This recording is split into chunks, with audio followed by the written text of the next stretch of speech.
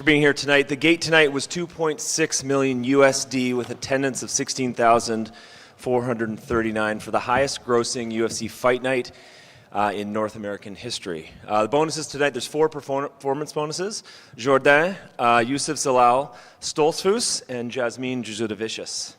Happy to answer any questions that you guys have. Yeah, good rebound night from the Canadians after Toronto. I guess how important is that to have good results for the Canadian talent this evening? So I guess 6-2. Yeah, excellent. I mean, especially after the Toronto last January. Yeah, some good performances tonight, even with Barrio losing. But Dana, you saw Dana and Hunter sort of got up and were very complimentary of his performance. I think they just liked, after being on the ground, getting up and just fighting so feverishly until the end. It was a good performance. It was great to have some good momentum with the Canadian athletes tonight. For sure. And then the non-Canadian athletes at the top of the card. Erin Blanchfield got a nice win there, lost the first 2 rounds, then came back and won the final 3. I guess what did that show you about like her heart and her grit? Probably something you want to see out of a 25-year-old. Yeah, absolutely. And keeps climbing. I think the Menon Fierro blemish, I think she's sort of on track to. I mean, who knows what's in store for her next? I think the call out was Alexa, so we'll see what Dana wants to do on Tuesday. Yeah, and Brandon Moreno, he kind of took a self-imposed hiatus here and then came back and looked great. I guess, does that show the value of these athletes knowing themselves, knowing when to take breaks, and knowing what's best for your performances like that? Yeah, absolutely. I mean, all his Figgy fights, I think it's been a bit of a, like the last 5, he's had a bit of a rocky performance, stops and starts, but nice to see that type of performance tonight. He was a fan favorite immediately too. You saw there was immediate reaction for him from the very beginning, and he was quick, dynamic. The fight was really exciting. I thought there was going to be a finish at the end there. Didn't quite get it, but pretty entertaining for the Edmonton crowd. Yeah, and given the success of tonight with the gate and the attendance and everything, does that alter the priorities for the next stop in Canada, or do you guys already have plans in place? No, I don't think it alters our plans. We've got, our wish list. We've got a sequencing of events we want to do between the fight nights and the pay-per-views over the next few years. We talk about it often. It comes down to sometimes it's just arena availability, but Alberta, pound-for-pound province, let's just say, just in terms of the per capita fan base here, strong results in our history in Edmonton. It's historically been a pay-per-view city. It was a great fight night city. We'll probably come back with a pay-per-view at some point, but we need a couple months to figure that out. Yeah, and both Mike Malott and Jasmine were back here, and they're kind of pushing for Halifax. I know you've been there a few times before. Yeah, is that somewhere on the list of options for the future? It's on the list. I mean, I think what's happened over the years is our show keeps getting progressively bigger, right? So it's not just about us needing enough seats to sell the tickets that we need to meet our budgetary targets. It's a bigger show. We've got more production. We've got more people coming. We've got more demands on the space. And sometimes what's happening with smaller arenas is we don't have enough room. So Halifax is definitely on the list, but I think we tend to favor bigger hockey rinks like this, NHL, NBA style rinks like this, because they can handle the 2 TV trucks and the amount of backstage space that we need. But man, we had some great nights in Halifax, and it'd be great to get back. Great show tonight. Thank you. I'm wondering, though, if you could give us an update on Derrick Lewis. Obviously, he didn't make the ceremonials yesterday. We said the fight was still on, and then a couple hours later, he was out. So is there any update on what took him out of that fight? So I think the update, there's really no update beyond what the official release was, which was a non-fight related medical issue, or not weight cut related medical issue. Yeah, I mean, I think the situation yesterday was all happening in real time. So we didn't actually have enough answers at the point of the ceremonial weigh-ins yesterday. He weighed in yesterday morning. He had to cut a bit, but that's not uncommon for him. And then over the course of the afternoon, started to get medical treatment, and we just didn't have any answers. And so at that point, it made most sense for us to, proceed with the weigh-ins with Janice, and try to figure out what was going on before making any decisions. But listen, there's no substitute for taking the safe road when it comes to the athlete health and safety. So it was the right decision for him not to compete. Absolutely. And then what can you say about the toughness of Amir Albazi in that main event? I mean, Brandon Moreno looked great, but he hung in there right till the end. Yeah. I mean, you got 2 of them, the nicest guys on the UFC roster competing against one another, and they're both certified killers. And these guys went at it. Yeah, I mean, he endured, a full barrage from Moreno and kept going, and I think that's, what the fans deserved. It was a great fight. And the last one for me, outside of Canada, I mean, we heard from a number of athletes tonight who said, they don't care if the fans are booing them or cheering them, whatever. They just like fighting in front of fans. So are we going to see more road shows in 2025 kind of leaving the Apex more and more? Yeah, there will be. There'll be an increased number of events outside of the Apex relative to this year as we get into the 2025 schedule. With that said, is there always going to be a certain number of Apex events moving forward? Like, it will always Yes. be maybe one a month? Or Yeah, I mean, it's tough for us to anticipate what 2 or 3 years down the road it's going to look like, but it makes a lot of sense for a lot of reasons. There's a lot of fighters in Vegas. It's easy for us operationally. It's obviously, simple from a budgetary perspective. The rigor and the pressure and how laborious it can be to be on the road. I mean, you guys know it. You're week in, week out with us and other promotions. It's tough, and so I think having home games and being in the Apex where you can just turn off the lights and lock the door. It makes a lot of sense for us. So, will we ever get back to pre-COVID of no Apex? I don't think so, but I think we're going to find the right balance for us. Thanks, Ed. Yeah, no worries. Right here. Yes, sir. Just speaking about the Apex shows and bringing the show elsewhere, a lot of European fans are longing for what it was like pre-COVID. We had a lot of European shows. We recently had the announcement of Ian Gary versus Joaquin Buckley. A lot of Irish fans thought, that would have made a perfect main event for a Dublin card. Mm-hmm. Just wondering, is there plans to go back to Dublin or some other shows in Europe, like we've had mainland Europe in Poland and Germany? Did you go to the Callum Walsh fight?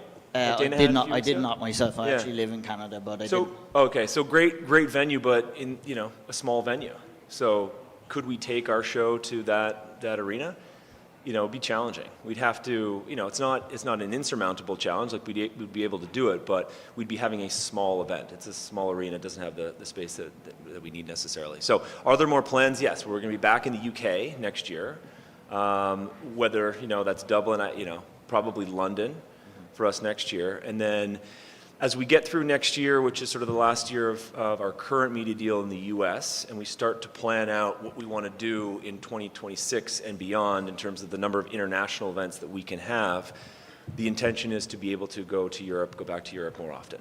So you would say it is the size of the arena in Dublin right now that is a kind of a stumbling block to bring it. Yeah, I mean, Dana's talked about going to Croke Park a few times, but I think every no Irish roof, big football stadium is not the right venue for us. But listen, he was so impressed. I think our whole team loved being in Dublin for the Callum Walsh fight. Who knows? Maybe there's another model. Maybe it's a contender series. Maybe it's Dana White looking for a fight. Maybe he takes Callum Walsh back there. Thank you. Yeah, no worries. All right, guys. Thanks for your support this week. Another great event in Edmonton, and obviously another great event in Canada. So appreciate all the help, all the hard work. We'll see you guys soon.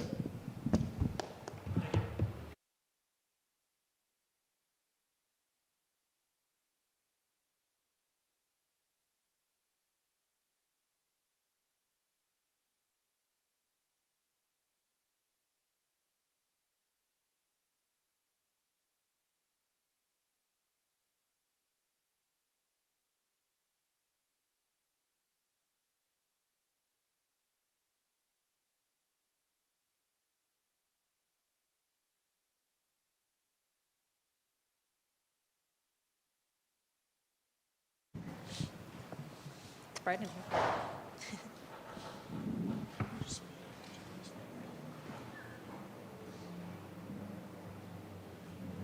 Good. All right, Erin. Congratulations. Obviously, that was a big win for you. Just give me your immediate thoughts on the fight. Yeah, it was a super tough fight. I feel like I won the last 3 rounds and we dropped the first 2, but I think a really good experience. Yeah, and you dropped the first 2 rounds and managed to come back and win those last 3. What does that do for, I guess, like your confidence and your resiliency and your adaptability and things like that if a fight starts and it maybe isn't going the way you want it to? Yeah, I know I always have them myself. I almost wish I would stop, like, dropping those first, like, 1 or 2 rounds. But I knew if I find my timing with that takedown and was able to kind of grind her out, that it would slow her down. And it definitely slowed her down the 4th. I felt like my strikes were doing better, and I could beat her there. And then the 5th, I got my takedown again, and I knew it was my fight. Yeah, is that something you notice like in the gym or just in fights that maybe you're a little bit of a slow starter? Yeah, I think just from fights, I've been trying to fix it in the gym, and I'll go back and definitely keep trying to fix it. I'm fighting a super elite striker, so they're super sharp those first couple of rounds. Mm-hmm. Was there any doubt that you had won the fight, or when they were reading the decision, were you a little nervous at any point? My cornermen were super confident that I had won, so it was giving me confidence, but I didn't want to be too hyped because I knew it was super close. But when I heard unanimous, I could feel that I felt like I really won those last 3. Mm-hmm. And you called out Alexa Grasso, which I thought was perfect. How likely do you think it is that she would take that fight with you right now? I think she already said something about that she would love to take that fight, so I think it's going to happen. Yeah. What do you think, in terms of a game plan and approach to that fight, how do you think it would unfold?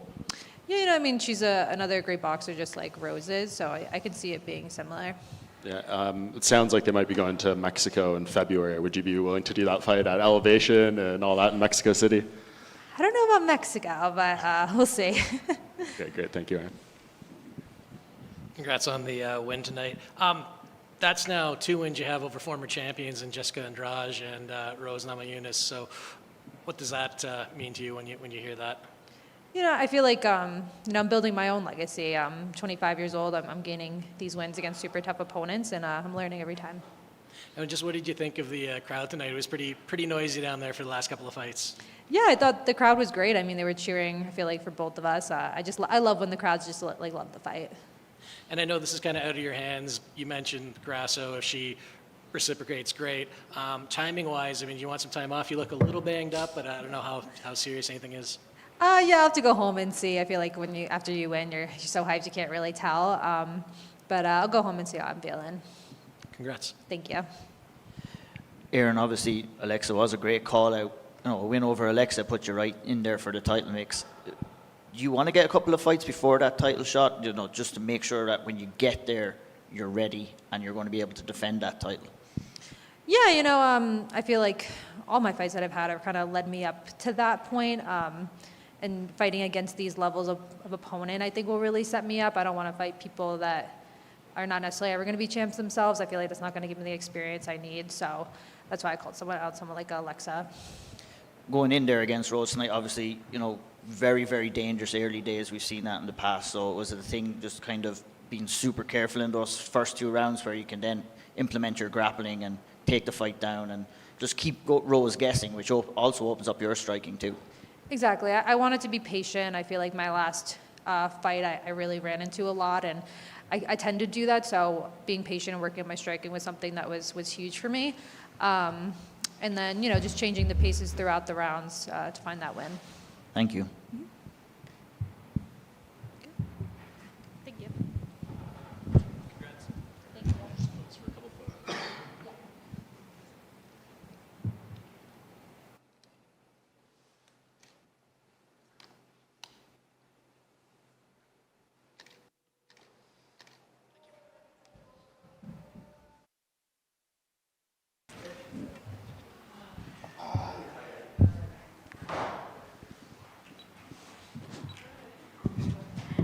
I'm ready, guys. Hey, I'm Brandon. cold. It is cold. Great performance, though. Obviously, to come back and win that dominantly, how good does that feel? Man, what can I say, man? I feel just amazing, I feel like I was saying this during my fight week, like all the vibes, all the environment around my training camp was on point, was just perfect. But I wanted to show that in my performance tonight, and I feel I did it, I feel so connected. I feel all the pieces in the right place tonight. I was a dominant performance. This is the kind of performance I know I'm able to do in my next fights for sure. You obviously took the time off for good reason and everything. To come back and perform like that, I mean, did you have any internal doubts about how this would go? And is it validating that you came out and had that performance? Yeah, I mean, at the end, we are human beings, we are professional fighters and we are tough, we are tough as fuck, but sometimes we need some time out. Just think about yourself, spend some time with your loved ones, recharge the battery, and be 100% in the next one. That's what I did, and I showed that to the world tonight. You staggered him a few times, especially in that 5th round. How hurt was he? Did he feel you were close to finishing it? Yeah, I tried to finish the fight, I promise. I don't want to be reckless because I knew he was waiting for me for the counter and with the heavy punches, with the overhand, the right overhand especially. So I tried to be very calm and try to be smart and very technique, put my discipline on the table. But even there, I tried to finish the fight. Just Amir had a really good endurance, a really good chin, and he supported damage. For sure. Where do you think this ranks among your best performances? You said you felt just so good in there, even title-winning performances and stuff like that. Where does this one rank? I would love to fight for the title tonight. My goal is to keep these kind of performances in my next fight. But again, tonight I feel so connected. Everything was on point, was perfect. My timing, my distance, my takedown defense. So nothing, man. So hopefully I'm gonna put all my effort to show this to the world in my next fight. Do you think, given the performance tonight, your name value, you're kind of a star with a legacy in this division, is that enough to get the winner of Pantoja and Kai Asakura? I don't know, man. Hopefully, I want to be honest with myself. I think maybe I have to fight one more time before the title, but I don't know. I don't know what is the UFC thinking right now. Maybe they get so impressed with the performance tonight and say hey, maybe he can get the title next. But I know Roybal is there, Kai Kara-France is there trying to get their opportunity for the title next. So I don't know. I'll be ready for whatever. I'll be ready for whatever. I can get some rematches with Roybal. I don't want to fight with Kai again because I fought against him twice and I beat him. But if I have to do that, Tatsuro Taira is there. Kai Asakura, let's see what happened in the fight against Pantoja. But if he loses, he can be the next one. I don't know. Let's see what happens. Yeah, ideally you want another fresh opponent, though. I know that was really helpful for you here, right? Man, I know. Yes, man. That was amazing to fight with another person. Congrats on the win tonight. First of all, just curious, I think he got you with a right hand in the 3rd. Were you hurt at all during that fight? And I saw your ankles iced a little, so how's the leg? Yeah, no, I throw a lot of kicks with my left leg. That's why, and he checked with the elbow sometimes. So that's why it's, right now it's very painful. But he did that on purpose. Thanks so much, man. You're the best tonight. Know my performance, you. But yeah, so I throw a lot of kicks with my left leg, and that hurts, Always after the fight, 20, 30 minutes after, the pain starts coming. But nothing dangerous. And were you able to hear the crowd tonight? Because there was Let's Go Brandon chants, Moreno chants, there was even Viva Mexico. So were you able to absorb that energy? Man, for sure. Those kind of moments is going to be in the bottom of my head for all my life, because I'm out of my country. I wasn't expecting that kind of support, something more neutral. But all the love of the crowd, all the love of the Canadian fans, that was amazing to me, and a few Mexican flags are around the arena. That was very cool. I just want to say thank you so much to all the Edmonton fans tonight. Very cool. And, you mentioned you'd like a title shot. You might have to fight once more. And obviously there's that title fight with Kai Asakura. At this point, do you root for Kai Asakura? Because him winning gives you probably an easier path to the belt. I don't root. I don't wish nothing bad against Pantoja. I just want to watch the best fight ever. Who wins, just wins, and that's it. If I have to fight against Kai Asakura for the title, let's go. If I have to fight against Pantoja for the title, let's go. I think, especially in my last fight against him, I had to fix a few mistakes I did in that fight, but I think I already did it. I think I can beat Pantoja. Obviously, it's stupid to say that when you lose 3 times in a row with the same person. But man, I'm a fighter. I'm a competitor. I just want to fight and win. And last one for me, you're already having other fighters call you out. Manel Cap was one tonight. He's already called you out. So does that tell you that your performance really was that good? Sorry? You're already being called out tonight. Manel Cap called you out tonight. Like, does that tell you that your performance was that good when people start calling you out? Oh, so he has a fight, right? I don't think he has a fight. I think he has a fight. Does he? So I don't care. Brandon, right here. It seemed when you were trying to stick the jab tonight that you were losing your footing on the canvas. Did it seem a little bit slippy out there? The canvas was so weird, The canvas was, I feel very, how you say in English, like, me resbalé, slip a lot. Slippy. Kind of, the canvas was the problem.